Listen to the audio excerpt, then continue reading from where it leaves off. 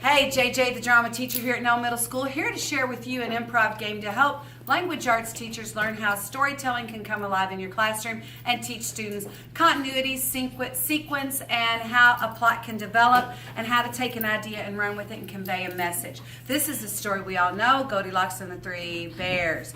We try to establish that we know the story is Goldilocks went in the woods, she found a cabin, she found some porridge, she found some chairs, she found a bed, too hot, too cold, just right.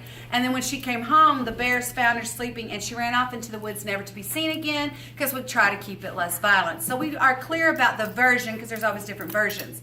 In 10-person storytelling, you have 10 invisible lines on the stage, a timeline, if you will. So a timeline would be, number one would be the beginning of the story, somewhere kind of in the middle. You want a little bit of a climax, and then some falling action, and then the last invisible spot would be the end. You might think you're at the very end, but someone might surprise you and come to this side of the end.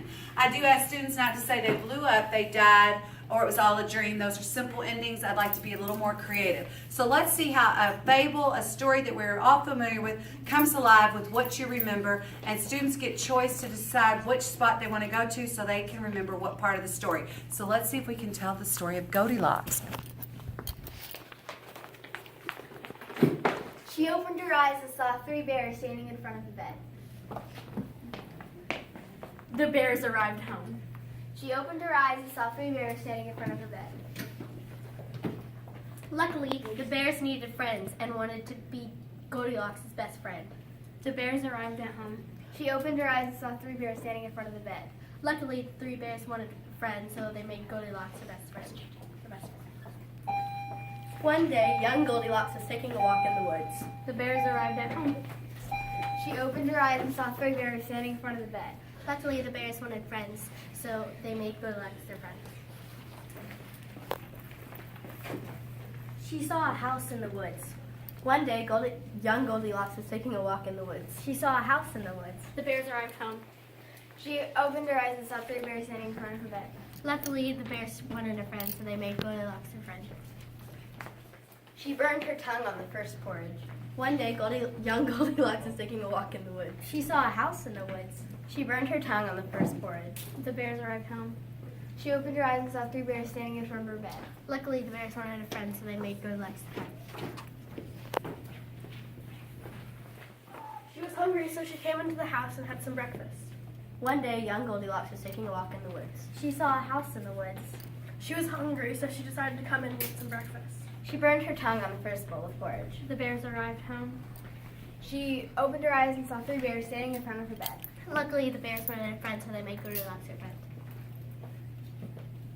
But Goldilocks wasn't having it. She was afraid of the bears and ran as far away from the house as she possibly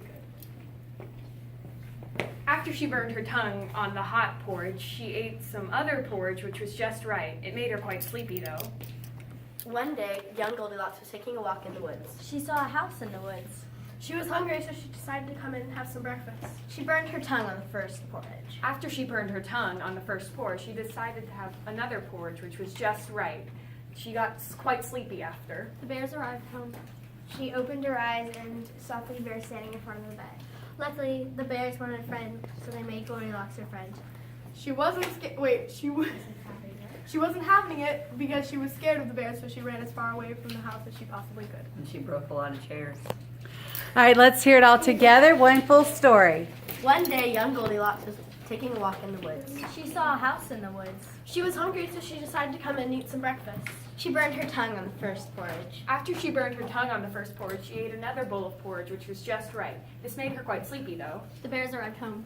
She opened her eyes and saw three bears standing in front of the bed. Luckily, the bears wanted a friend, so they made Goldilocks their friend. She wasn't having it, and she was afraid of the bears, so she ran as far away from the house as possible.